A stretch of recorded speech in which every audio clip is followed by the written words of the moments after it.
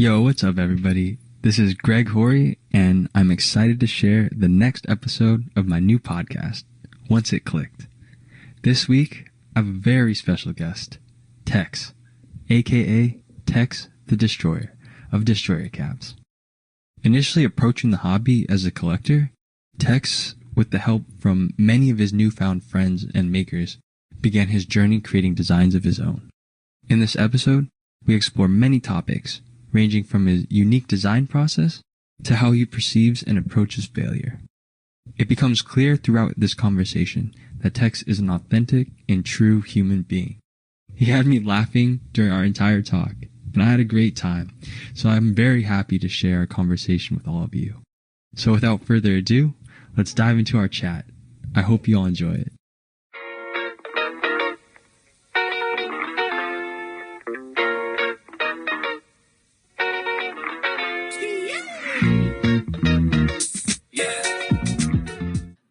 Yo, Tex, thanks for being on the show today. Hello, sir. There's so much I want to talk about. I figured we'd start at the beginning. And from my understanding, you live in Washington now. Is this where you grew up? Yeah, I live in a little tiny former fishing village, out in the middle of nowhere, and it's great, and it's very green, and it's a quiet place. What was it like growing up there? Boring. Like the fishing industry collapsed, so it was kind of like in transition from one weird, dirty profession to another weird, dirty profession for the whole place. But it evened out. I'm curious to know about early influences of be it art or hobbies. As a kid, did you have any early memories of music or painting or interests and hobbies that you had? On the art side of it, I could never create or draw things like other people could. Someone would be draw the bowl of fruit, and I would not even be able to come close to what that was. Instead, I get halfway through and then end up drawing lines off in 6 different directions and dumping colors on it and then getting a failing grade and just going oh well. And same with music and stuff. I played guitar and all that stuff, but I could never sit and learn songs. It's always kind of getting caught on one little thing and then just playing with that one little thing while everybody else was learning stuff. I just kind of did the thing that amused me, I guess, which didn't really help in the long run, but it was more fun. Following what amuses you or following what excites you is a beautiful way to live. As a kid, what did excite you or what were you amused by? I found no joy in attempting to emulate what other people were doing, basically. And so just the things that would kind of get dismissed as not failure, but just lack of, learning a technique or something, that's where I enjoyed myself. And so that's exactly where I stayed. And I don't know, I wouldn't have changed it. I'm not a great guitar player. I'm not a great artist by any means, but I have fun doing it. Let's get into keycaps. Let's talk artisan keycaps and mechanical keyboards. I think that whole topic we were just on, as far as creativity, bleeds really well into keycaps, and especially the way people kind of go about it. And there are makers that are, whatever, quote unquote hype caps, people who make these things and people go out for them, and then you'll see wish lists and things like that on the market, and it'll be for there are 6 or 7 things that are on everybody's list, and people kind of fall into that, try to have that same level of precision or whatever. And I feel like that's just such a bad way to go about it. I don't know. I feel kind of strongly about that, I think. What would the alternative be? You don't have to just go for the people that are big names, because there's a lot more out there. If you start kind of following stuff on Instagram, or I'm going to probably lean into ZButt a lot because it's what I know, but the ZButt Discord are places that there aren't just, it's not just Art Key or not just Hello Cats, which they're great. I'm not knocking them in any capacity, but they're not the end all be all. And there's a lot of things that go outside of a box that is not cute or just clean or impressive colors. It's just the ideas out there are stunning, and they get overlooked very, very easily. And you won't spend as much money. You'll find something that's tangibly great, and you'll meet the person behind it, and they really appreciate you giving them the money or the time or the just posting a photo of it. Like if somebody puts up a photo of one of my caps, I'm ecstatic. It's like that person liked that enough to take the time to do that, and then I engage with them, and it's great, and you get this bond, and yeah, it just keeps going from there, and it's fantastic. I feel like people kind of get stuck in this rut of liking the same 5 things, and there's a million things you can check out, and it's really rewarding. I 100% agree. It's actually really exciting to see how much creativity, how much ingenuity, and all the different projects that makers are sharing and helping each other build. Mm-hmm. Just for some context, I ask if we can do some definitions for people who may not be familiar. Oh, sure. First one, how would you explain what a keycap is to someone who's new to the hobby? Like an artisan? An artisan keycap. That is the day-to-day hardest thing to do to people who aren't in the hobby and asking what I'm doing in my garage. The trickiest thing, because it always starts off with, well, your keyboard, right? And they say, no, like a piano? And no, not exactly. like a piano. Like the typey one. Like, yeah, what about it? So there's this whole sub-genre of them, and then you have to explain that and what a mechanical keyboard, and they just don't really get that, but they're trying. And then you're like, okay, so there's the things you press, the keycaps, and then that is a whole another explanation. And then you go, okay, so people like me, we take the keycap and then we make it into like a little figure or something. We make it all colorful. Like, so you type on it? Well, kind of. Well, people buy a whole set from you, and then they start asking that way, and you have to explain, no, it's not a whole set. Yes. It's a button. Yes. It's a button. Fair. I get that question a lot, and especially from family members, and it's often a challenge. Have you figured out a succinct way to do it yet? I think it kind of reflects my approach, where I say it's a miniature sculpt that people put on mechanical keyboards. The problem is, as you said, then we have to figure out what a mechanical keyboard is, There's which is a whole other, exactly. It's a challenge. It's a challenge. I come from a really strong redneck stock, as it were. Like a lot of my family's way upriver, and so they'll like come over or something. I'll be at my garage working on them, and they just look at me and go like, "This is weird. It's like a meth lab, but colorful." Fair enough, Uncle Gary. That's fine. To the unknowing eye, you would definitely question what's going on in these setups. Well, I'm, covered in glitter and all sorts of color in an apron with a mask on, with all sorts of chemicals and stuff. So it's, yeah. I can't even imagine what my neighbor thinks going on. Opens the garage door, sees all these empty plastic containers and vial or pipettes. Well, and I just do it like with my garage open, which is like open to the entire driveway and to the neighborhood. And I'm out there at like 5 a.m. because that's when I have time to do it. And so, I don't know, man. I would love to hear what their thoughts are, just because it'd be hilarious. One day you're just going to get the SWAT team rolling up on you. I'm waiting. Although, it would be a pretty brazen tactic for a meth lab like that. Just open garage, going for it. Definitely next level. The next thing I want to ask is, you mentioned Z-Butt, and yes. I've been very fortunate to have been introduced to Z-Butt, but can you tell me a little more about this? Yeah. So you yourself are familiar with the community enough there, but basically, Zappy, all hail Zappy. It's a Zappy. A few years ago, he was making keycaps, and to abridge it strongly, he noticed that there was a sort of high barrier for entry, both monetarily and with the knowledge to do so, to really make them.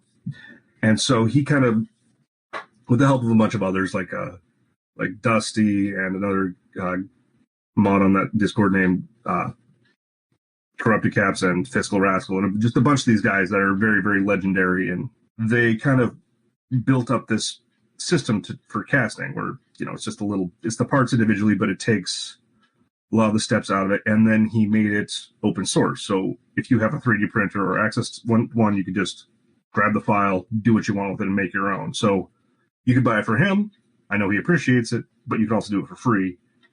And that just opens it up for everybody and every format. And it's beautiful. It's just beautiful. Game changing. I think that is a perfect example of the collaborative community nature of a lot of these projects. And for the first few years of it, for about a year after I kind of joined and was involved at all, I noticed that there was like a good part of the community that was very standoffish to it, and like any new idea, it had its skeptics and people who are more traditional, like, well, you need to do it this way, and that it just eroded. It's no longer there. It's kind of the way it has to be done. So I'm into it. I love it. It's incredible to see how Zappy, Fiscal, Unbranded, all the guys corrupted that you mentioned have been able to create this community, create these resources available for anyone who's interested in learning and making keycaps.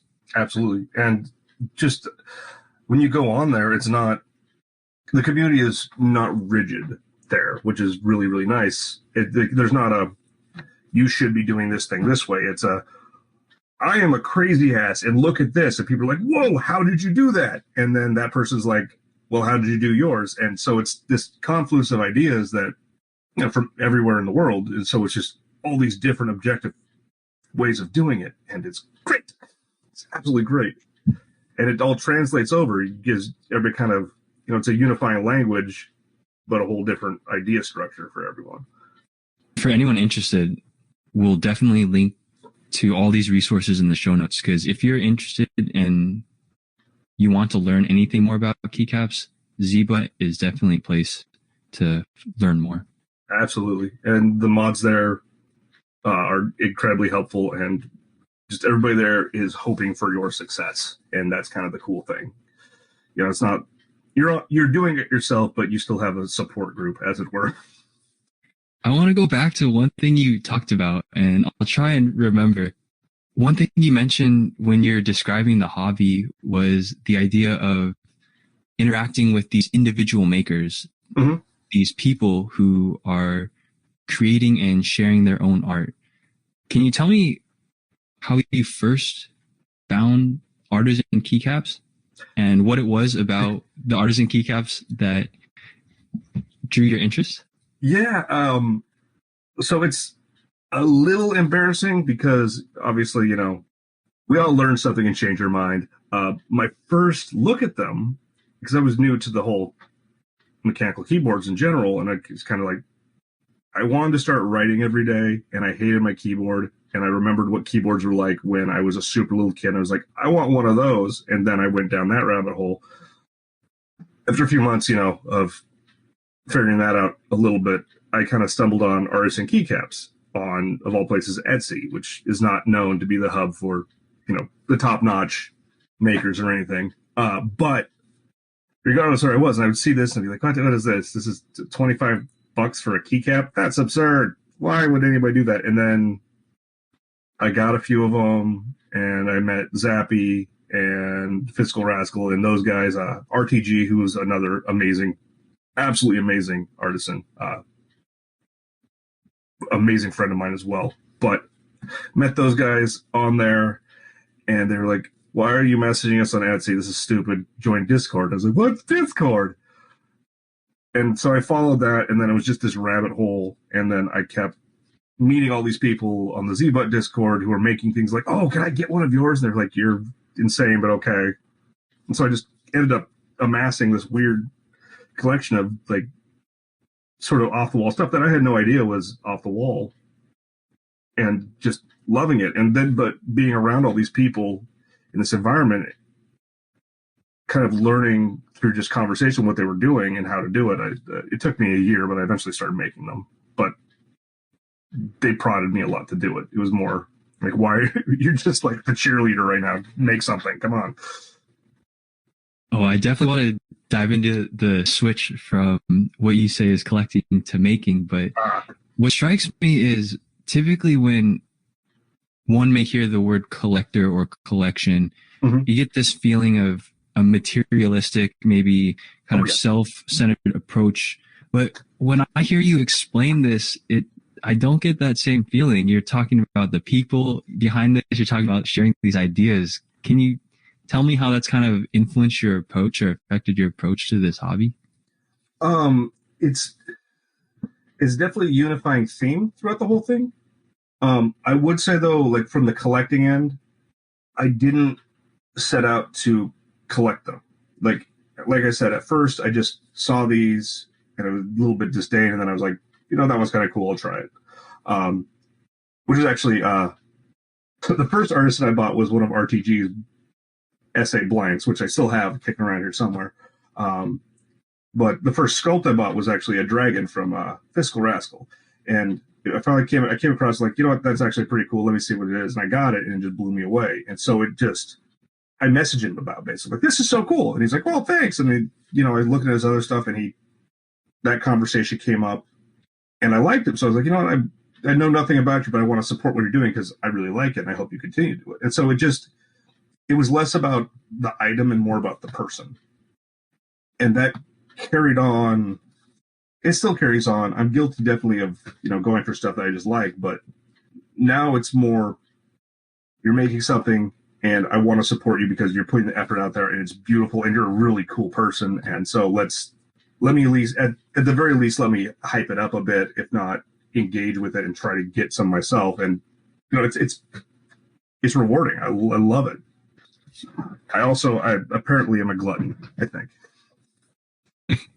I mean, dude, I see when you say that you see this both as a way to collect things that resonate with yourself while also supporting these people who are your friends, these people whose art you really appreciate. Mm-hmm. I definitely see that in how you are sharing all of these other makers' art in your photos, like on IG, the way that you're interacting with them. It seems a lot different, like I said, than what one may typically think of a collector. Well, I don't know. The Instagram isn't just for my stuff. The Instagram is like, I'm generally proud of these guys for what they're doing, and I'm really impressed by it. So I would like that out there. So I don't do it as much as I used to, but I try to keep it like maybe half and half, like of my stuff and then other people's stuff, because honestly, other people's stuff is way better and I like it way more. It's way more fun. Yo, that's what I'm saying. That was one thing that really caught my interest. I'd say admiration, and I feel weird when you talk about like praise, because like there's like the link between praise and shame. Yeah. But like absolutely. Just the fact that it's not about you, like you have this ability to highlight other people's works. Like that's something that I definitely appreciate. Thank you, but that's the thing though. That's what makes it fun. It's like, my cool friend did a cool thing. Look at it. It's important to me. Because also then that breeds their success a little bit and it keeps everybody connected. Yeah. I have to ask, mm-hmm. What was it about Rascal's Dragon that you found so special? Okay, one, I like dragons. Okay. Two, there's this, and it's this weird thing, and I've talked to people who have got them also, and it's like this unifying thing where you have to pet its head. Its head sits in a certain spot. It's this little thing, and you just you see it, and you just want to pat it. And there's like this little smooth spot, and you keep doing it, and it's like this cathartic exercise, and you can't stop doing it. They're friendly, and they're nicely done. I mean, he's also just a great person, so I might get more enjoyment from it than I should because I know him. If that makes sense, but I don't care. It works either way. You mentioned that after finding these individual artisans' pieces of art, these keycaps, you would reach out to them. Mm-hmm. What inspired you to do that? I have this sort of thought process that if you see something and you think that's cool, and you know the person that made it, you ought to tell them. I mean, it hurts no one. And some people find it weird, but oh well. At worst, it's a good kind of weird. At best, they're appreciated. Nobody's going to be angry for saying you did a good thing. So I don't know. There's a niceness to sharing as long as it's genuine, and I think everybody should do it, really. Everybody would get along a lot better if they just said thank you and good job. Is that something you were taught, or did you learn that growing up? I don't know, just kind of so my day job, I'm a bartender. Um, I'm not really a people person, but my job predicates me to do so. So I got, you get thrown into an environment you're not comfortable with, you learn how to navigate it. There are times when stuff will be rocky or difficult there, or, people have had too much or whatever. And you can either challenge them or you can figure out how they work and the best way to keep them calm or make them happy, or even, like, hey, you should go home, make them feel like that is their idea. Or you just make it a better scene than some sort of fight or something like that. So why shouldn't that translate to the sober world pretty well? I just feel like it's good for people to be nice to each other, and the results will always be better. I hear that. That's beautiful. I also hear you say this theme of being thrust into new environments and figuring out how to manage. Can you speak about your shift to diving into making keycaps? First off, I hate sculpting. I don't like it. I'm not good at it. So that was the biggest barrier for entry for me. And I had all these friends. I hung around enough, and I knew enough about how they were made to know what I was talking about and be able to, like, if they showed me something they're working on, be able to critique it in a way that made sense. It wasn't just like the eyeball's too big. It was more like, well, if you approach it that way, I know if you tuck it, it'll make it easier, because you can kind of get the idea of how the process works if you pay attention, even if you're not actively doing it. And particularly my buddy Systematic, Ricky, he kept threatening to send me some, he's like, I'm going to buy you a pressure pot. I'm going to make you do this. Why are you not doing this? You spend your money on these keycaps. If you just didn't do that for a little bit, you could get a pressure pot pretty easily. And he kept threatening it. And then my buddy Lazy Caps, Johnny, who's like one of the greatest people alive, just amazing man. He was always like, I don't know, it was like little hints. He would send me, when I get a cap or something, he'd send me like some really nice pens or like a nice little notebook to draw. And he's like, yeah, just use it. Like, I felt like he was leaving breadcrumbs. So I had all this sort of encouragement, and from the outside, I just said, screw it. And of course, the first sale thing I did was, I wasn't going to do it by myself because, it's just this new thing. So I got a couple of my friends together, and we organized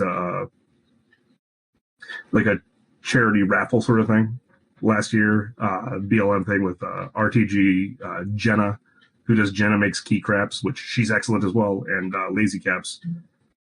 And we just went for it. And then after that, I was like, okay, well, I waded into the shallow end with my friends, and they were nice enough to hold my hand. So now I'm just going to do this. So yeah, that's about it. How it came about. That's awesome. The fact that all of these people who you've met through the community and who you supported are then in turn supporting you and starting this venture. I think they just got sick of me poking at them. Just do it yourself, man. Just leave us alone a little bit, which backfired. I didn't leave them alone at all. It's funny because we actually had we set up a little stream chat for that sale, a year ago, and it's still, most days I wake up to like 50 or 60 messages in it. So we came pretty tight knit with it, which is fantastic. They're wonderful. And I don't know, it would be weird to not have them on the daily. Man, I continue to hear this recurring theme of people in your life, and I just feel like that's beautiful. That's definitely something that I'm trying to practice more. Well, it's a weird phenomenon that happened. Though I'm relatively, like, I've never been a big social media guy. Like, I had an Instagram account, and it would be like, I'd post a photo when I went camping, and that was about it. Or Facebook, especially in the last 10 years, is just not good for humans. So I abandoned that completely. But Discord, for some reason, I don't know, it's way easier to feel connected directly with people, and it doesn't feel like a angry space to me. And I think that's pretty universal. I think that's why people gravitate there so much more.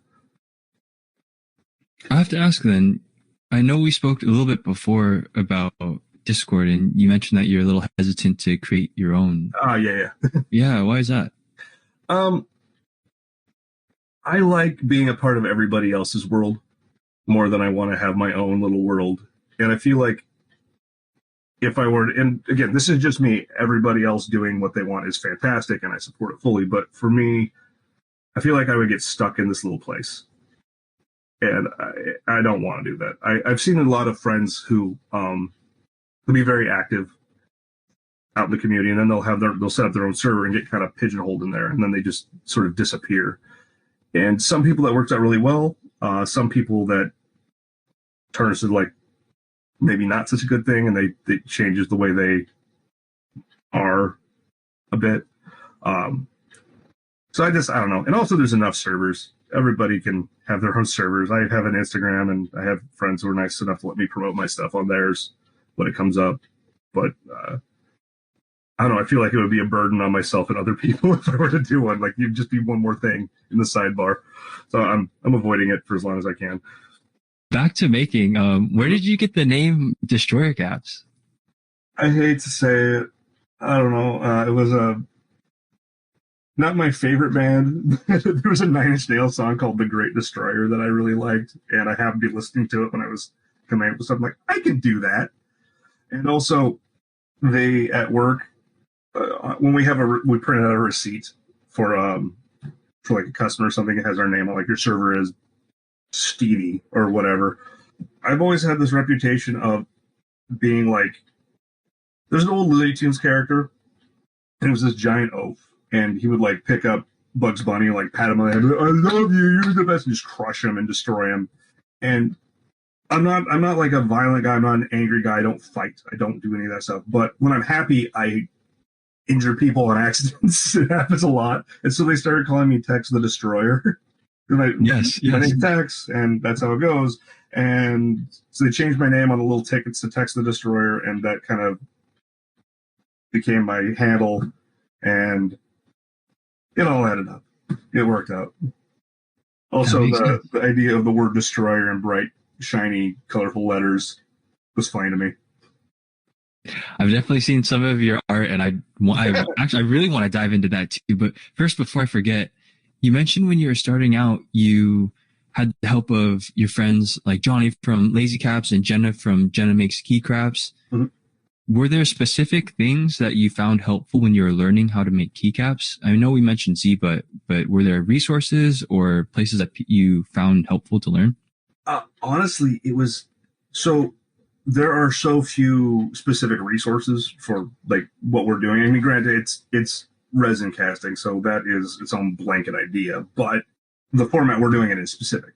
So there was all sorts of stuff on the ZBut Discord that they have kind of, but it was honestly like you would have this thing happen, like the resin would cure unevenly, or your silicone would get jammed into all the holes it shouldn't get jammed in and tear apart, and you want to know why that was happening. And just asking other people, like, this thing that is obviously special, what's wrong? They're like, oh yeah, that's just, you need to stir more. So it's just literally asking. It's like having an older sibling to slap you upside the head. It's the best way to do it. It's the best help you can get. That's probably why I'm active with wanting to be involved with other people, because I wouldn't have got it had I not had somebody just being like, stop doing that. Don't press the mold down that hard. You'll get air bubbles. Just stop doing that. Yeah, I've had so much. It took me so long to learn that. You just tap it in. Not a big deal. Just make sure there's a little feel on. Just gently. Just be gentle. Just be gentle. It doesn't need to get Schwarzeneggered into place. You can just let it sit.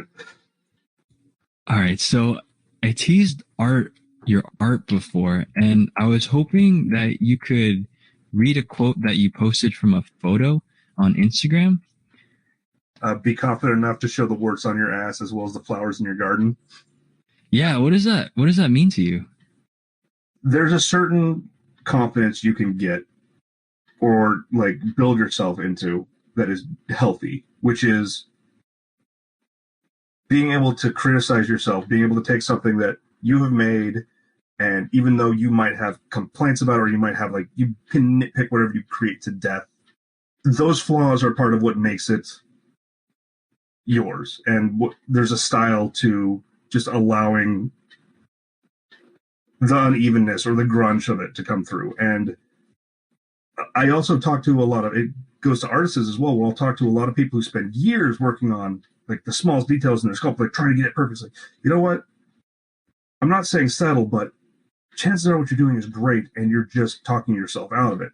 Even if it's bad, just put it out there. And once you feel okay with that, and once you've allowed yourself to like to show the bad parts as well as the good parts, then you feel better and you feel confident and you feel like you can really share it. I mean, like the artwork I put up there, I don't particularly find it great or good. I just like, oh, this is fun. Hey guys, what do you think? And I don't expect anything good or bad back. I'm just throwing it out there because it's fun to. And then in turn, people do the same back, and it goes back to the community and sharing. Where did you learn this idea of being open, showing your flaws to help build yourself and create your character? I think seeing people who, and not to speak ill, but people who like pretend they have nothing wrong with them, or if they are exposed in any way, they just crumple in on themselves. Even like these amazing personalities of people that I've met over the years, and they're ostensibly great people, but they have flaws, and that's okay. But they do whatever they can to hide those, or they try to, I think there's the whole Instagram sort of influencer life thing that is just a lie, and it glosses over the bad parts or the dirty parts, and that's unfortunate because those are also important, and without them it's not honest. And I think it goes well into art as well. Like you have to show the bad part in order to really appreciate the good part, or to see it as a whole picture. I wanted to ask about this because this idea of accepting your own faults is something that I've recently been thinking a lot about. Like when I first started the hobby, like we were talking about, I was really focused on my own craft and my own art to the point where it's like a level of perfectionism where I wasn't willing to show the warts on my ass. I wasn't willing to show like the bad, all like the 6-7 sculpts of the versions before the finished product, before I posted to Instagram or social media. And I realized like it really prevents me from growing, and it really prevents me from connecting with other people to have like these authentic relationships. And I just, that resonated with me when I saw it. So I appreciate you sharing. Yeah, absolutely. We are geared so heavily to putting out something that we want people to see other than what is the truth. And the truth generally it's better. The truth is better. I agree. So another quote I wanted to hit is, you say, fail upwards. Yeah, that's actually exactly what I'm talking about. Yeah, tell me more about that. You're going to fall on your face, and it's going to be great. Just do it and get better from it. Like if you think something's dumb, laugh at it, make fun of yourself, and you're like, you've leveled up. You just leveled up. Fail upward. I feel like it's the most underused thing in the world, and I'm very proud of that idea. Not that it's my idea, but I'm proud to take part in it, I suppose. Do you have an example of a moment in your life, be it keycaps, otherwise, where you applied this mentality and it helps you in a positive way? Every day. Like getting out of bed, man, it's just like I think honestly the theme of it is just be cool about laughing at yourself. That's what failing upward is. Just find comedy in your own shortcomings. That's really what it is. And so that is literally how I operate all day, every day, or I wouldn't be able to function. That's beautiful. Just being able to keep on moving forward. Just being willing to fall, willing to trip, and then get back up. Well, and if you can at least, if people are so humorless in their own like short, like there's nothing better than if you see somebody like this has happened a few times where like an old lady will be walking through the restaurant I work in, the bar I work in, and she'll like fall over or something, right? And it's like, oh, and then if she gets up laughing, there's nothing that is. It not only is it no longer a traumatic moment, but it is the best thing that happened that day. I guess that's the best real world example I can think of. Perfect example, literal example. Yeah. All right. While we're on the theme of comedy, I guess one of our mutual friends wanted me to ask you a specific question, and this question has to do with your packaging. From what he says, and from what I've seen, you include a sticker with each of your caps. And in front of me, I'm looking at quite a provocative picture of the bird. Of a well-endowed bird. We can maybe link a photo. We'll have to think about it. But yeah, I've had that tell me the story behind that. It's comical. So here, and I want to make sure I credit the gentleman who actually designed it, because it is not my design. The bird itself is definitely not my design. So Thomas? Yeah, thank you. He is a artist over in Europe. So basically, that got put onto my radar. Dusty Caps, a gentleman in Australia, wonderful, weird man. Also, a lot of my stickers, if there's a creepy bald man lurking somewhere, that's Dusty. I sneak him in there whenever possible. But he, knowing me enough, found that that drawing on Reddit and was like, this looks like something you'd like. And he was very right. So, and I got it and I was playing with it and like, this is great. And then I went, somebody drew this. I got to talk to him. And so I got a hold of Thomas and he was like, hey, first I offered to buy it from him. He's like, no, you can't buy it, but you can use it. And I said, okay, thank you. And the deal is I'm allowed to use it. I can't sell it. I cannot sell that image, which is fine. That is his. And it's a wonderful, weird thing. But I don't know, he's nice enough to let me put it. So, like, if you look at stickers and stuff I put out, if there's a reflection in the eyes, it will be the giant dong bird, like, way back. Or, like, I try to hide it in everything I can. That, again, that is not for sale. A fellow user and really good friend of mine, Monkey, is actually, he's doing T-shirts for me. Like, it's not me doing them. He's just like, hey, I want to make shirts, and all the other people want them too. So he started slapping my logo. I'm like, you can't sell them. You can't do that. You can't sell it on there because that's, I don't want to go back on my word. So he's not selling them, but he's still making them. But it turned into like a more of a community project than something for profit, which is great. And, it's really humbling to have somebody want to put stuff you're doing on T-shirts. Also, I'm into it. That's awesome and hilarious. Yes. So also, it's so weird that bird could not evolve in the wild. It just wouldn't make it.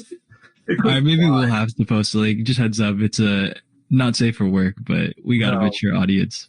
I mean, you could say it's a nature photo, I guess. Nature photo, definitely something natural. I love that bird. Thinking back to your approach to artisans as a maker, how had your early experience collecting influenced the way you approached your creation? I think, well, honestly, the big influencer I had, like the keycats were secondary. Honestly, it was more like, I want to do this thing, but it wasn't the most attention to that.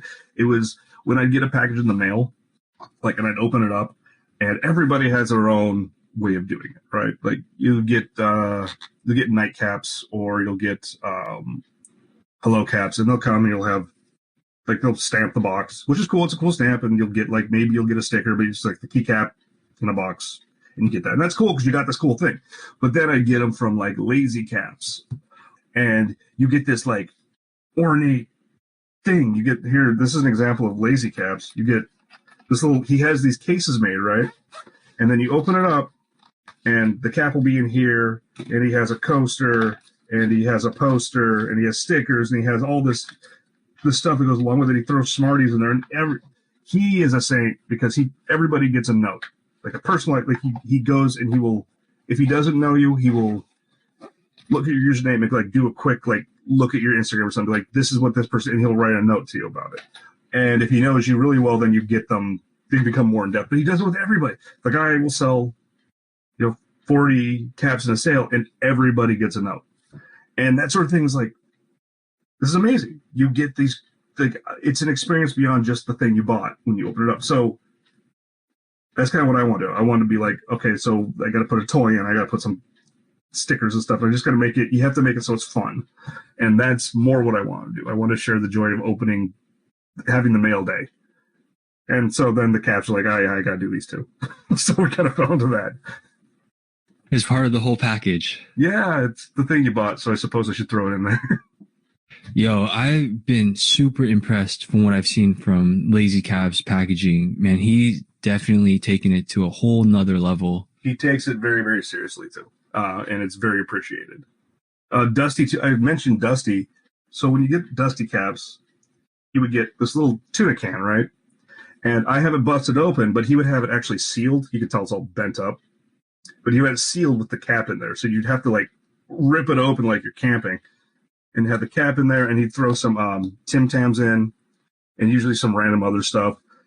But like I say, it's the experience of it. It's so much more fun. Oh man, all right. I need to step up my packaging game then too.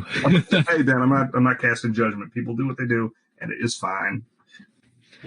Another thing I wanted to ask about artisans. Mm-hmm. When we were talking on Discord, you mentioned that demolding cured keycaps is like getting a mail-ordered bride. And I love that metaphor because when you're pouring the resin into the molds, you don't really exactly know, how it's going to turn out. No. But and sometimes they're great. And you'll do like 5 at once, and it'll just be so bad. You'll be so disappointed with the thing you decided that you're going all in for. And sometimes they're incredibly beautiful. Yeah. So I wanted to ask, tell me a time when you demolded a cap and it just resonated with you and you felt like you had made something special. And looking back on them now, it's not like, obviously as time goes on, your skills change and you get better at it. Right. But, it was honestly the first sale I did on my own, which was for Pride Month last year. I caught it at the tail end because I love a rainbow. I love a rainbow. And so I figured, okay, I can sneak one in. I think I'll have time. And it was because I had the sculpt is Boofus Grim, and it's this little triangular nondescript thing with eyeballs. And I was just like, I wonder what will happen if instead of like trying to fill it specifically, I just jam random colors in the sides and then fill it in after that and see what happens. And then it came out amazing. Or to my brain, it just clicked. And that was the first time it happened. And I was kind of hooked after that, but it was just so like, this is chaos and I can't make it the same twice. And that makes it better somehow. I love it. Wait, I have to dive into this. Okay. Just for people who may not be as familiar, when you say you would throw in colors, what does that look like? So in that case specifically, it was 3 colors. It was a red, yellow, and blue, just primary colors. And what I would do is I had micas instead of having like a pigment colored like paint gel thing to throw in there. I had dust. And so usually what you'll kind of put the colors into the resin as you go and then shoot that in different spots to get where you want it and to color it in, like paint by numbers, for lack of a better term. This one, I just took a little paintbrush, I jammed it into the bag of this colorful powder, and I just like threw it in there or just stabbed it in to different spots and then just shook it up and had all this colors everywhere with no rhyme or reason. I haven't stopped doing that yet. I'm going to do that all the time. I love it.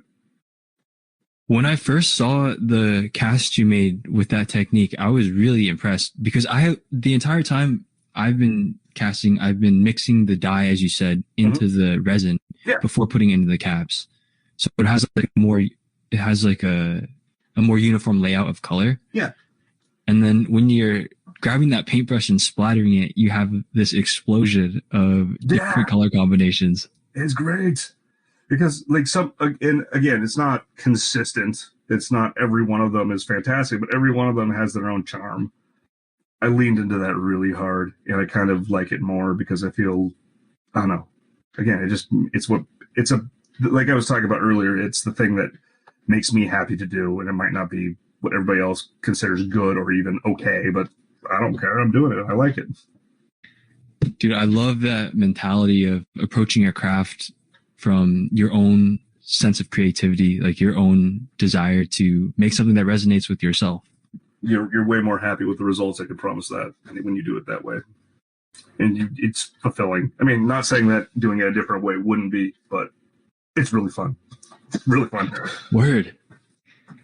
So when you pulled out this cap and you demolded it, you got this sense of fulfillment, this idea that you made something special. It was more of a cool. Really, like I was happy it didn't look like garbage. Do you ever get that same feeling when you see other artisan makers sharing their work now? Oh yeah, daily. I would say every day somebody shows me something and I'm just blown away by it. I want to ask about your painting. Oh, sorry. Oh yeah, go ahead. Yeah, I want to ask about your painting. I've seen you post several on Instagram, and it seems like, as you mentioned, you're approaching this from a very experimental, personal expression. Where did painting come into the picture? First off, I get people a lot asking me about paintings, and they're not paintings. They are note cards, literally note card size. There's one or two of them that are actually like a sheet of paper size, but mostly note card size. And it's just, I don't know, man. I use what I have sitting next to me, and for most of those, I had to go to the hardware store and I bought a paint pen. You know, like it's like a highly toxic marker. You shake it up, and there's paint inside of it, and it soaks it. And so, I think I tried to write a message one day with one of them, and it leaked. And I was like, oh, leaky. And then my ADD brain just started playing with that and making that do stuff. And that's just kind of with all those. Now I'll start off and I'll make a random mark on paper and then see where it goes. Like if I draw a line here, what happens next? And that's what all those are. It's just kind of chasing some sort of thing that might be happening there.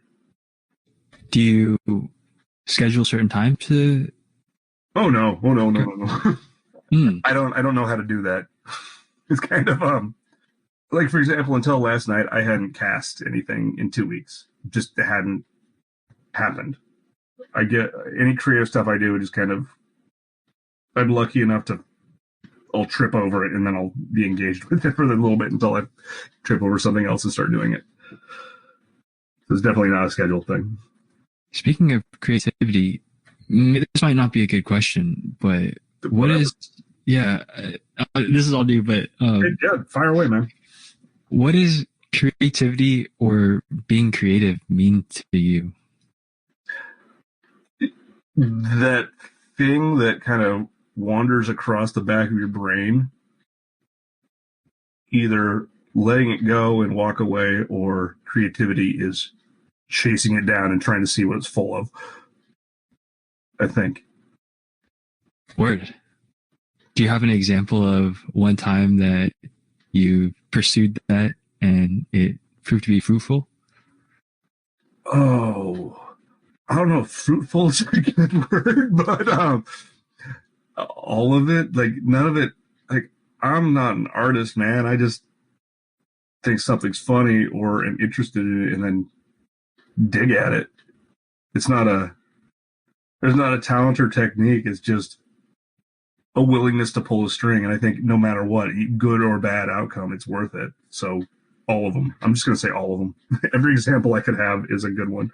That's fair. And who's to say whether or not one person is or is not an artist? I mean, we all. That's the beauty. Yes. Yeah. It's there's a culture of thought that I definitely am against, which is trying to define what art is, and that's I don't support that, or saying you have to do it a certain way. It's just no, that doesn't work. That makes it not art. That makes it into commodity. That immediately makes me think of this comparison that I've heard throughout the community of artisan keycaps, of comparing the creations of sculpts, hand sculpted designs versus 3D sculpted technologies with printing and drafting. And you briefly touched on it with what you just said, but I'm curious if you could expand. And I think, honestly, that mentality is going away very, very quickly. Again, I haven't been in the hobby for an extremely long time, but I've been in long enough at this point to have to know what it was like then versus now. And when I first started, it was like that was a new thing, and it was kind of like taboo, and people were like, well, that guy, he 3D sculpted it, he didn't do it with clay, so it's not really art. And it's like, you shut the hell up. It's just a different medium, and it's okay. It's the difference between using acrylic and using oil paint. You still get a painting. You still get an end product, and it's generally pretty cool. And they both have their own nuances. A friend of mine, Bomask, he's on Instagram as his handle is X Space Shit, but he does 3D stuff pretty exclusively, and it's all super cool and it's all super creative. It's all stuff I wouldn't think of. It's just a different format of it, and there are different nuances for both, and they're great. They're fantastic. I think Archetype really did a good job with his stuff initially because it was all rendered and they were so good nobody cared. And after a certain point, people quit trying to make the differentiation, I think. I agree. It seems more about quality and, I mean, personal preference. And if it resonates with one person, then that's amazing. Well, it's like if you develop a relationship with somebody online, right? And you see the thing and this person, and you talk to them and you don't know anything about them other than what you're exposed to. And then when you see them, it's not what you were expecting. That doesn't trivialize anything prior to that. So if you have a keycap that you really like Bomb asks, it's a rock dragon, as he puts it. You can't, it's one shot, so it's not super, you can't see the details super well, but it's objectively cool. And then later on you find out how he made it, but it doesn't matter because it's still objectively cool. I enjoy that regardless if I know where it came from. That initial feeling that it gives you. Yeah. I just don't subscribe to the idea that there should be no growth in medium. If that makes any sense. And I mean, with Ziba, all of the technologies for those kits are 3D renders, and that's been super game changing for me too. Just being able to upgrade my whole keycap making system. It's huge. It's massive. And it helps that he's, generous with his, Zappy is generous with his time and his efforts also. I know he runs himself ragged just helping people out most of the time. He's a good guy. I'm getting that common theme. Maybe it's just that you are either cultivating and are able to find these amazing people, and you just have this ability to somehow find them through your pursuits. I think I'm lucky enough to plop down next to them more frequently. I didn't find them. We just happened to be in the same place at the same time.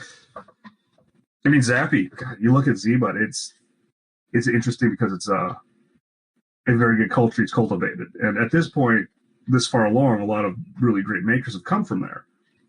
There's almost a graduation system that happens organically there, I've noticed over the last couple of years, where you get a bunch of new people in in a similar time frame, and then not all at once, and they'll ask the same questions at the beginning, and then they'll build off of that, and they'll get better and better, and then they'll kind of all learn in unison and get to a certain point where they're confident and good enough, and then they kind of leave the nest, and then the next people come in, and it just repeats itself. And it's not like a cognizant thing. It's just kind of the natural order of it. And it's great. It's great because it keeps refreshing the pond, as it were. I've definitely been fortunate to have graduated from a lot of what I've learned. So I think it would be awesome to visit back to the school and learn more and help It's others worth it, learn. man. It's worth it. It's just so cool to see what people are doing on there. And to, if somebody has a question that when you're first learning, it seems so important to know, but it's actually something super simple. And if you could just be like, no, it's this, it's okay, it's this, it's just this one thing, just quit doing that, and you're okay. Like we were talking about earlier with the mold crushing. Saved so much time if somebody just would have said that. So, I kind of trawl through there a little bit, and if I can throw some insight that hasn't been shared already, I'll do that. Speaking of insight, looking back on your journey through both getting started as a collector and beginning as an artisan maker, what advice would you give yourself starting out at those 2 points? As a collector, I would tell myself to never go on the mech market. Basically, it would have saved me a lot of personal wealth, I think. But avoid the rabbit hole. Oh man, it is so easy to get so deep in that. Honestly, I would have, as a collector, I probably wouldn't change a whole lot about it because every step of the way, every step of the way, something gratifying came from it. As an artisan, let me think about a minute. This is going to sound, the lack of depth in this statement is amazing, but smooth your clay as you go. Really, that's what I would say. If only I knew better. Or just buy monster clay. Don't get the cheap stuff. That would have saved me a lot of time too. Like even now, I'm just now figuring out having good clay is so important. That sounds silly, I know, but here we are. I don't think that's silly at all. My most recent sculpt that I made, it's like a little cart. Mm-hmm. I call it the junk art. Mm-hmm. I have problems with the molds because the original sculpt didn't have smooth clay. So when I try to demold it, it just tears the mold to shreds. Where, is it a weird tuck sort of thing, or what is it? It's in crevices. Yeah. And along edges that have maybe small burrs. Oh, yeah. Well, and so, honestly, so somebody randomly sent me this in a package with some other stuff. It's just monster clay in a Dixie cup that they melted through in there. And so I was sitting like, okay, I'll try it. And so I started playing with it. It's like if you only had a spoon and have suddenly been given a fork and knife also. Like, there's the difference in being able to use it is amazing. So naturally, I immediately got out a lighter and like burning it and making it smooth that way and trying all these different things. It's just so much more rewarding. I kind of kick myself now in retrospect. So that would be the biggest one. Get good clay. Just get good clay. You mentioned using a lighter to smooth out clay. Mm-hmm. How does that work? So, and it's only on the, is it the oil-based clays that don't harden, right? Like the non-baked, the ones that you don't bake? Yeah, the non-baked clays. I haven't it tried must be oil. On the other ones, but since they don't bake, when you heat them, they melt. So, as opposed to, I'm bad at like smoothing details and stuff like that. So basically, I keep this thing sitting there, and what I'll do is, I already made a mold of this guy. What I'll do is basically, like, I'll have something, and it'll have a little detail I want to flush out, or something cleaner, but it's already kind of sealed in. So you kind of like vary out distances. You can kind of kiss it like that, and it'll get a little sheen. It'll shine it up. It will do its own thing, but you kind of figure out how to manage it after a while. But no, it's super game changer for me. I also have a candle I keep to heat up tools, because you can warm a tool and put it on there, and it'll like liquefy it a little bit. The only problem with that, though, is that candles put off carbon, which gets dirt or gets black stuff on the tool. So you just need to. I have, like, the pants I was wearing the other day are just black on the legs. I would heat up the tool, wipe it off, and do it. But I wish I would have known that. I wish I would have known that. Much really. That is game changing. Yeah, it's great. Especially for somebody like I can't. That's a skill I'm not good at, so I found a workaround. I think that is probably the most difficult thing I still manage when I'm sculpting is trying to smooth out details. You Like, seem to do pretty well. Throw that out there. It comes out pretty well. so the one that I sent you, I sanded that after the fact. Oh, okay. I think I used Super Sculpey. Yeah. Okay. I could probably get you like a legit, dude. I didn't even realize that you had the OG also. Yeah. Yeah. No, I'm so proud of myself because I got the China Caps clone little panda guy, and I put his head on there, so it was like the Kanye records. Yeah, I saw it. I didn't realize that was your photo. I think I saw Magical Magus post that. Yeah. Dude, Another man. great human being, also. Magus is a king. Love him. But yeah, that one I ended up building the details with green stuff and with what? Green stuff? It was green stuff. I would not recommend it. It's basically a 2-part putty that, when mixed together, has a very malleable texture. Oh, right. I've seen the Craftsman uses it for things every once in a while on his channel. Craftsman? It's a YouTube channel. It's this wonderful Southern dude that just does weird things in his workshop, and he's the best. Craftsman, yes, I have seen his videos. Yeah, he has that 2-part stuff he uses for all sorts of weird things. Oh man, we'll definitely have to link that. Yeah, Craftsman is a jewel of the modern world. That guy. Yes, I have actually. He's the one who put me on to sanding sculpts post hardening or post curing. Okay, yeah. I'm learning more about. I did it before, but never to the level I've been doing it now. And like figuring out how to do matte finishes and stuff like that. But your stuff is all like you have so many like. It's so detail rich that sanding would make me want to beat my head against the wall. I think. And even this one you just sent me, I'm looking at it and like getting into those teeth and around the eyes and stuff. That would just make my brain turn to goo. Yeah, that one I ended up just doing a mass polish, just like a polishing. Yeah. I forget what it is, like a micro bead something, but micro mesh. Oh yes. Or I used a micro mesh. Is the micro mesh the pads? I think so. I've never like used them. Everybody always says I should use them. WinKeys has a whole set way he does it. He has these caps called Goober, and there's another one called Goober. But the sort of goo portion of it, like the polish work on that is something otherworldly, and he has this like 9-step process he goes through on it, and I'm impressed by it. I will never do it. I think it just goes to show how the level of artisans is increasing with the growing in the community. Oh, absolutely. Do you collect it all? Dude, to be honest, I don't.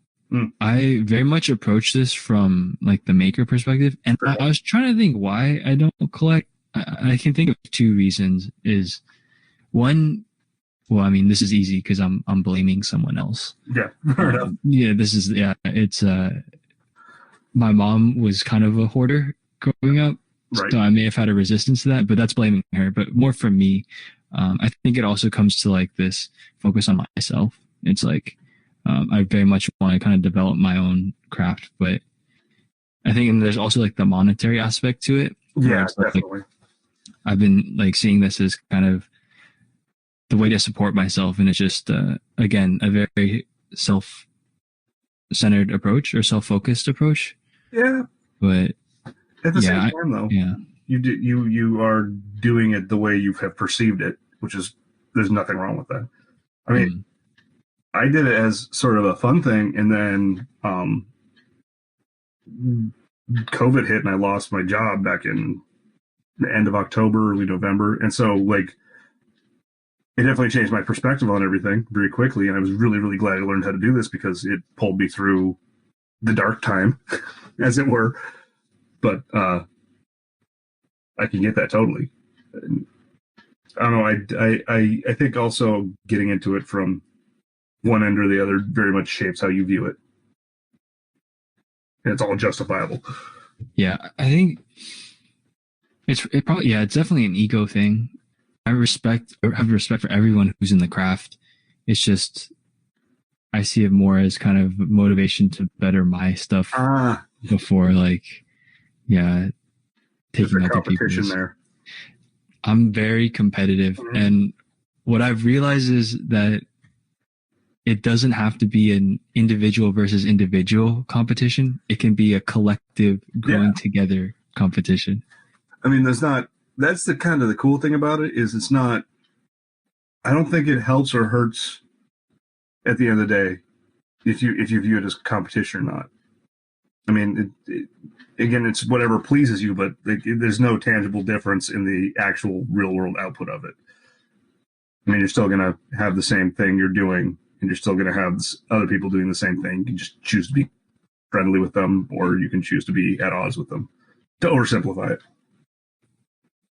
Fair. I actually think another thing is kind of like how I've tried to train myself, or how I've trained myself to be averse to social media is I've trained myself to not be as materialistic. Which is probably smart, honestly. It's like what I'm realizing now is that, dude, it's like now that I'm like, so I sat down with Wrath Caps the other day and I was talking to him for the first time. Also, such a cool guy, dude. And it's like meeting you, like meeting him. It's like, I don't want to own your cap. It's like, I want to have a cap from you, like that represents like who you are. And it's just like having this personal relationship. And it's like, that would be more significant to me than, oh, I want to buy an art key. And it's like, I haven't, owning an art key doesn't mean as much as like, shit, you just give it, like, you've been open, you like reached out to me and just like being able to just chop it up and talk caps, like that means so much more to me than like, I don't know, putting something on my board that and this is someone else. I think art key's a great example. And again, in no way am I dogging. no way am I knocking them at all, because I mean, obviously they're some of the best, but I have never held on to. I've had a bunch of them, and I've never held on to them. And it's not because they're bad by any means, but I get them, and it's like ostensibly everything is great, but it doesn't. There's nothing more to that than the object in front of me. If that makes any sense. Like the depth of that doesn't go beyond this thing in my hand. I mean, it's cool, and I can, like, from a technical perspective, I'll look at it like, I wonder how they did that, or I know they use a different resin than I use, and how that interacts with colors and things like that. But it doesn't.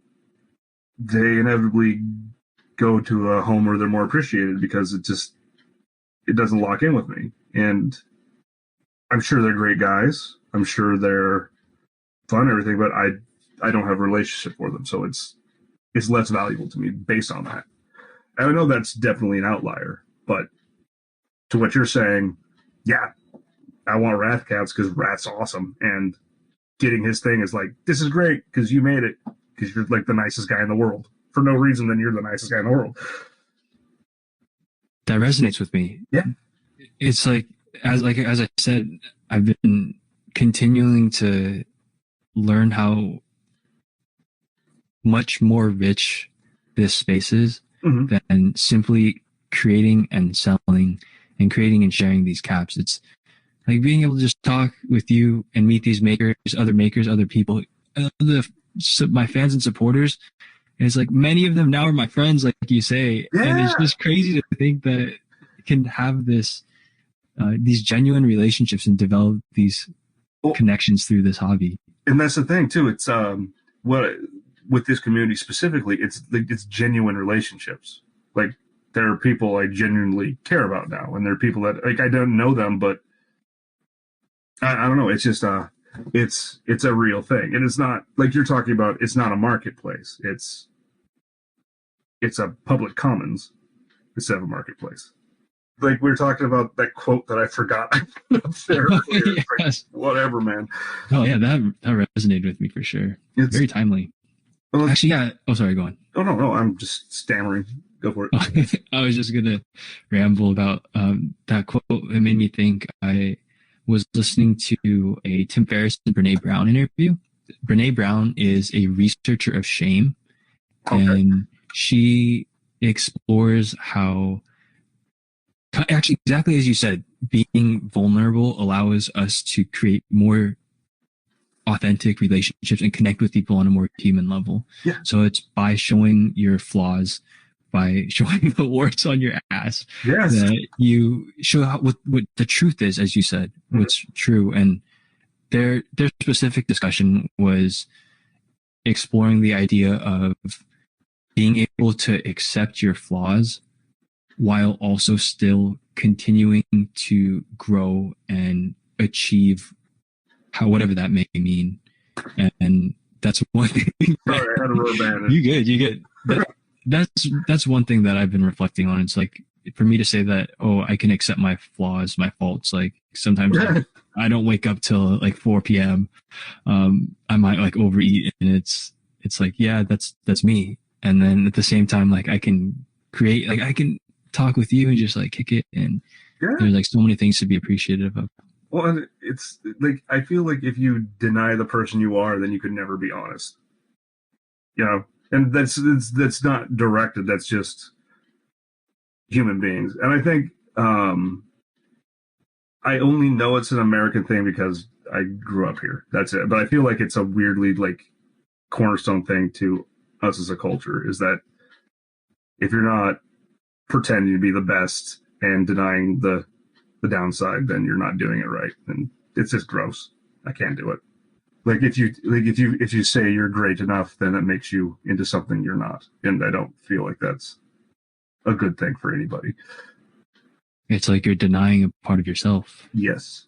And you're somehow, if you convince other people of that, then they do it too. And that's where cults come from, I think. I believe it. You're just constructing these narratives that aren't true to who you may be.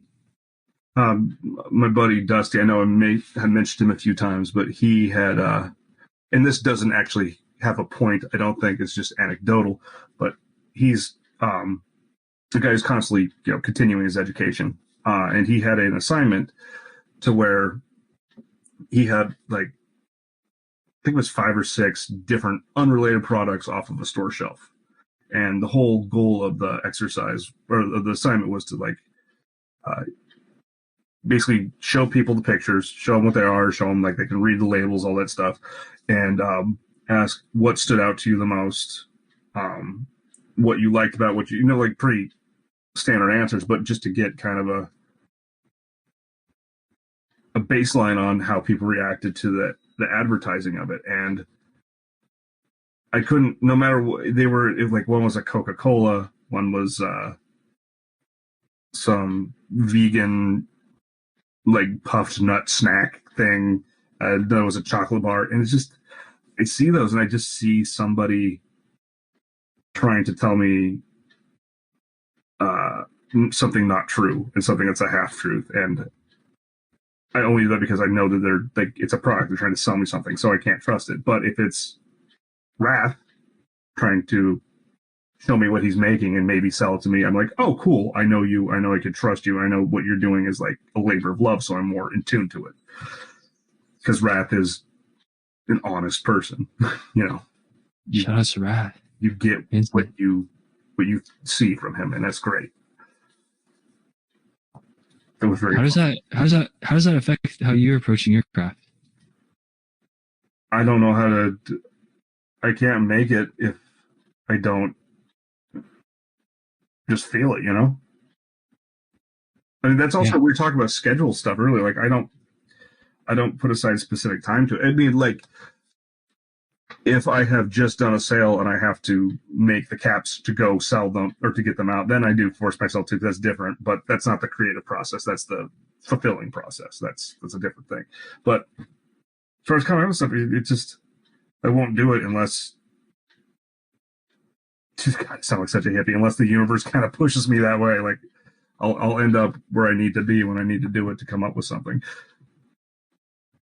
I mean, you say that, yet being attuned to that and open is also part of finding your path. I think looking for your path is a way to really delay actually finding it. If that makes any sense whatsoever. It does make sense. Mm. So I've been practicing meditation. Mm. That's a theme lately, man. It's a big theme lately. Dude, it's game changing, man. Yeah. It's game changing. But like, so one of the reasons one may want to meditate is to achieve enlightenment, right? That's the end goal. So by focusing on meditating, that's the path. So it's like you're so obsessed with meditating the practice. You're so obsessed with, oh, I need to do this. I need to like sit down and breathe. I need to do this. It's like you get lost in the idea of it's not about the meditating. It's about just cultivating this present awareness. And you can put the name meditating on just being present with the people you interact with when you're at work, like just being conscious or empathetic with those people. You can, as my friend said, you can be present when you're eating instead of saying watching Netflix and playing games. It's easy to get lost in what's in front of you, whatever path you may see, and when you're searching for that larger thing. I've actually noticed that, and it's not strict meditation as you would put it, but just like trying to breathe and just paying attention to the breathing, but like and that's such a cliche, but the act of doing it, like as you're doing it, it's impossible just to focus on that completely. So your mind, it's a function. Your body functions that way. And so by like trying to supervise it, you opened up yourself to have time, I guess. Like your brain kind of just, oh, okay. And I don't know, it feels like those moments just before sleep when there's kind of like the coalescing reality and unreality of everything. It's good for you. It's just good for you. It's a release of ego, I think. I agree. You say it's cliche, but I've been fascinated with the idea of breathing and just the power of whether it be different breathing techniques or, like you say, just focusing on the breath, just being aware for that single moment. Yeah. That's a superpower in itself. Yeah, it is. Just like, I don't know. I've also, I don't know if I would call it lucky or not, but like I don't get bored. Like I can sit in one place with nothing in front of me for a long time and just be fine. That is good and bad because it allows me to waste a colossal amount of time, but I don't know, man. It's just like there's a pleasure to being able to just detach yourself and being okay in a moment and not needing something in front of you. I want to ask though, so you talk about moments of inspiration, creative inspiration. You talk about taking the time for your caps and then that you're still working. How do you manage or even think about balancing everything you have going on? You just do it. It's the worst answer, but like if you're doing something that you have to be doing, you do that thing, and then when you don't have to be doing something, it's just, I think I've said this many times, but if there's something that interests you, or like if you see a detail in something around you, look at it. Or if somebody does something that you appreciate, tell them that. And you get this richness of life just by simply doing the thing that kind of interests you a little bit. Granted, there's not a focus to it, and that's hard for a lot of people, I think, but everything's way more fun that way. I hear you say it's about creating this environment where you're both open to new ideas and then willing to lean into them when something might spark your interest. Yes. That's my phone. I'm sorry. No, you're good. That reminds me, I listened to another interview of a guy named Josh Waitzkin. He is known, if you've heard of Searching for Bobby Fischer. Yes. It's a movie. Yeah, he's the chess prodigy, the young kid in that movie. And he's also a world champion Tai Chi Pushan.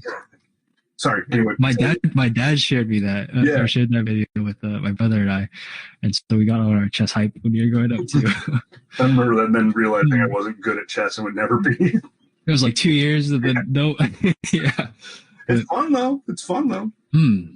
He was basically saying exactly what you said. It's like having this time of no input, this time of rest Mhm. to balance out your time of activity where you're allowing your subconscious to still work, right? Like it's still moving. Like if you may notice a detail when you take that moment away where you have no inputs, and you just have this moment of peace, of rest, then you're still allowing yourself to make these connections. And another thing, it's funny you say that you don't get bored. That instantly made me think of, I want to say my dad told me this. It's the quote that goes, only boring people get bored. Yeah, I've heard that many times. I've never said that because I don't feel like that's a fair assessment. But I don't know, man. It's a fun house in here. I can keep myself occupied of infinite things. Like so, uh, up until obviously the whole pandemic thing. Like when I would vacation, basically it would take 3 weeks every year, and I'd get in my car and I just drive by myself, just usually through the western states. But I have a few spots that kind of like I have to get to. Actually, down by you, down to Monterey. I have a buddy there, and so I always make him a point on the map. I'm like, hey, I'll be there at some point in the next month, I guess. And he's like, okay, cool, we have spare room. But I just drive around in the camp, and I try not to really talk to anybody back from home the entire time. And I try to just stay. It's not even something I'm trying to do. It's just the thing I know makes me feel better is to just be totally disconnected and have nowhere to be and be able to say like, there's a dirt road. I'm going to go up that for a long way and see where it ends up being. You also end up lost in the Sierra Nevada mountains a lot, but that's okay because you have time to come back out of them. My initial curiosity wants me to ask, why do you do that? But based off of everything we've said, I think that's the wrong question. It's more like, what does that do for you? Like, how does it feel when you get back? Or like, what does that mean? What kind of meaning does that bring? There's a real coming back's tricky because there's a readjustment to that, to like have it coming back to structure world. But so, for example, this is the first one that pops to mind. I was in northeastern Utah. Like I came down from Wyoming into northeastern Utah, and it was kind of like there was things I kind of wanted to see there, sort of, but it was more just like I haven't been this direction, so let's do it. And I'm driving down, and I saw there was like a little dirt road coming off whatever main highway it was, and so I was like, that looks like there might be something there, so I'll follow it, and I followed that, and it was public land, and it ended up being 2 days of just going down this dirt road, following some rivers, ending up like in some place called Dinosaur in Wyoming. I don't even know how I got there. Or in was it Wyoming?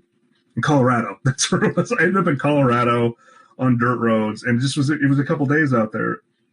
And I popped on the other side, figured out where I was on the map. I was like, cool, all right, here's the next thing. And it was the best thing I ever, like one of the best things I've ever done. And it's a formless pursuit of that thing that interests you right now. And it's probably like closer to being an animal than a person, but that's okay. It felt good. Just allowing your brain to naturally do its thing without you trying to force something on it, I think. How did you find that's what worked for you? Sorry, I guess that's okay. That's okay. Not work. Worked is a really bad word. No, but it sounds like there was intention, or it's like constructed. Yeah, well, and you say honestly, you say tool, like how that tool, and that's the thing that when we're talking, and like you had asked earlier, do you set aside time to be creative? And for some reason in my brain that doesn't add up as like the equation, right? That like your process, I would assume would be like, I have this time to do this thing, so we'll sit down and this is the task I'm going to do. And like, you set this time aside to make this thing. Exactly. If I try to do that, it's not happening. Like if I'm setting aside this time, aside from like, I'm going to work at this time. I got to go to work. You got to do the thing. Okay. But I can't set aside time to do a thing because when I set aside time to do a thing, then that thing won't get done. Well, I don't know why that is. It might sound weird, but to me that makes perfect sense. I can't work in a space like you get up at this time, then you get up, make your bed, take a shower, eat breakfast, do this, do that, do the next thing. It just I wouldn't I can't survive like that because the way my mind goes won't let me. I don't know why that is. It's weird. It's very weird. Is it the constraints? That's the thing. It's not even that. It's just my attention span doesn't work like that, I guess. Yeah. Dude, you hit it right on the nail. I'm thinking like for this next week, it's like, okay, I can probably plan like 2 or 3 hours of sculpting over the 5 days. And it's like, make this time for it. And it's like very regimented, like give me my blocks. But that works for you. And that absolutely is great. If it works for you, then there's no reason to do it. I just have a different approach to it, which is I'm sitting here as you can probably see in the background, this is just a wrecked space. It's just piles of books. And over here I have piles of clay tools, and I have like just buckets of markers over on this side. Just this minutia of things, because I know if they're sitting out and the idea strikes me, I'll grab them and something will happen. But if I put them away, then I'm never going to use them again, because I don't plan out my day like that. I don't plan out my day in general, which is probably problematic, but here we are. Problematic. Sounds like it works amazingly. Yeah, but then like the stuff I need to get done doesn't. If that makes any sense. Like it makes it very easy to let other things slide. Like day-to-day tasks that you're supposed to take care of, like the dishes or doing laundry or whatever. There's a plus and minus to it for sure. Yeah, that's something especially since I think that was also one thing that really attracted me to keycaps, is the fact that I could create my own business, be in control of my own time. Yeah. And that's definitely been a huge challenge. Because you do it full time, right? Yeah. I mean, that also speaks to the power of the community being able to support someone like me, man. Like I can only I've been like just getting lost and being grateful. Like it's crazy. Like I feel so fortunate. Well, it's very disarming, that like you're just making something and somehow you get to eat food and keep the power on because of this thing you made. It's just so cool. All these other people, somehow it resonates with them, like my creations, my expressions, and then even more than that, like you said, like I've been able to connect with like Nate, like be able to meet like Raph, and it's so much more. And because of them, you end up, it's this giant spider web of a community. And it's funny too, because I'll start talking to people and just rattling off names, and they're like, why do you think I know these people? Like, how would I have any of these people? Like, I just think everybody probably knows everybody. But then you realize it's like, just the artisan area alone, there's like 15,000 people at all times checking it out. So it's a big ocean. It's fun. Yeah, it's big and small and beautiful. Yes. Always beautiful. Yeah, we can start wrapping up. I think this would be a good place to wrap it up. Before we leave, I was just wondering if you would have any parting thoughts, advice, or even requests that you'd like to impart with our audience or your fans. Be nice and don't take yourself too seriously. Yeah, we'll go with that. Short and sweet. I like it. Yeah, I feel like half the stuff that falls out of my mouth is so borderline cliche. I also have this deep-seated belief that I am full of shit at all times, which, I guess that's healthy. I was going to say, there's like the saying, it's like, when you can admit you don't know anything, that's when you can really start learning, or some shit like that. See, okay, this is me. This is my turn. I hope you lead this whole thing with that. My turn. No, dude, I would be like, no, I have to check myself and be like, but see, it's cliche. That's what cliche. I mean, though. Like, while I do clarify everything over and over again, I also think that it's important. I don't know, that you just recognize you can not be right about things, and that's absolutely fine. And I know the way I live and the way I approach creativity is definitely not for everybody. It would make a lot of people go crazy, but it works for me. And I'm honestly a pretty happy individual. So there you go. And I see that and I feel that. And I believe that's what's beautiful about this space is people can express their different creativities and share and help others grow. My last question is, where's the best place for people to follow you, find your craft, see what's going on? It is Destroyer Caps on Instagram. That's where I post most things. There's a lot of Discord servers out there, and I'm on a lot of them. My Discord handle is Tex of Destroyer 1362. You can hit me there, and other than that, that's about it. I'm pretty off the radar outside of Discord and Instagram. Well, hit him up, people. This man, Tex, is the truth. He's authentic, and I'm so fortunate for your time, man. Like, just taking the time to sit down. I really appreciate you, brother. Hey, man, it's been outstanding getting to meet you, and I put a face to the texts. Yes, yes. And, of course, thank you to everyone in the audience for listening. And until next time, thanks for tuning in.